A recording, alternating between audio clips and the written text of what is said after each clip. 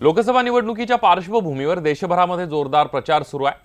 आजचा शनिवार हा सभांचा दिवस म्हणावा लागेल। आज राज्यभरामध्ये सभांचा धडाका आहे। दुपारी सातारा आणि नगरमध्ये मुख्यमंत्री देवेंद्र फडणवीस यांची जाहीर सभा आहे, तर संध्याकाळी पुण्यातील कोथरूडमध्ये मुख्यमंत्र्यांची सभा असणार आहे। तर दुसरीकडे राष्ट्रवादीचे अध्यक्ष शरद पवार यांची सभा असणार आहे। दौंडमध्ये त्यांची प्रचार सभा आहे। सोबतच राष्ट्रवादीचे नेते अजित पवार यांची आज दुपारी पुण्यामध्ये आज रोड शो आहे। तर अलिबाग आणि पैठणमध्ये केंद्रीय मंत्री आणि भाजपचे नागपूरचे उमेदवार नितीन गडकरी यांच्याही प्रचार सभा आहेत। तर कोल्हापुरात शिवसेना पक्षप्रमुख उद्धव ठाकरे, प्रकाश आंबेडकर, असदुद्दीन ओवैसी यांच्यासह धनंजय मुंडे यांची ही सभा होणार आहे।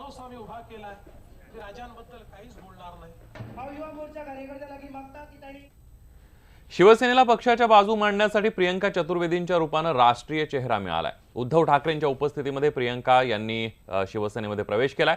काँग्रेसमध्ये असताना ज्यांनी गैरवर्तणूक केली त्यांच्यावर कारवाई करण्यात आली नाही अशी खंत यावेळेला त्यांनी व्यक्त केली आहे।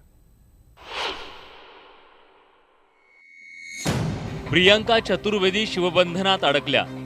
काँग्रेसच्या राष्ट्रीय प्रवक्त्या आणि मीडिया सेल समन्वयक पदाचा राजीनामा देऊन त्यांनी आता भगवा हाती घेतलाय। मुंबईत पत्रकार परिषद घेऊन त्यांनी शिवसेनेत जाहीर प्रवेश केला। याआधी त्यांनी ट्विटरच्या माध्यमातून काँग्रेसचा राजीनामा देत असल्याचं जाहीर केलं। जड अंतःकरणानं हा निर्णय घेतल्याचं त्यांनी सांगितलं। काँग्रेसची सेवा करताना मला, माझ्या कुटुंबियांना व मुलांना धमक्या आल्या। माझ्या आकांक्षांना काँग्रेस पक्ष योग्य वाव देईल या अपेक्षेनं मी कधीही काही सांगितलं नाही, परंतु गैरवर्तणुकीची दखल पक्षानं घेतली नाही असं प्रियंकांनी सांगितलं। अखेर प्रियंका चतुर्वेदींनी कांग्रेसचा हात सोडलाय।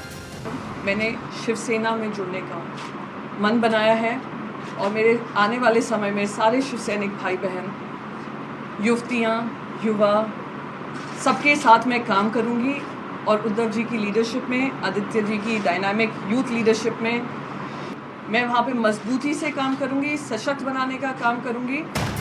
शिवसेनेला फक्त मुंबईतच नाही तर संपूर्ण देशात जिथे मजबूत करण्याची जबाबदारी दिली जाईल ती मी पार पडेन असं प्रियंका चतुर्वेदींनी सांगितलंय।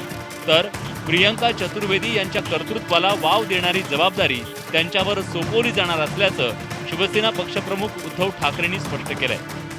मला असं वाटतं मी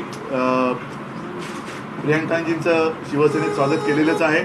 त्यांची ओळख करून देण्याची गरज नाही। एक चांगली बहीण शिवसैनिकांना मिळालेली लढवई आहे आणि आपल्या मताशी ठाम राहणाऱ्या, निष्ठा, आणि शेवटी त्या म्हणाल्या की मी मथुरेत इथे आले आणि माझी कर्मभूमी आहे। प्रियंका जी, आपने जो बात कही है सिर्फ मुंबई महाराष्ट्र में नहीं पूरे देश में आप शिवसेना के लिए काम करेगी।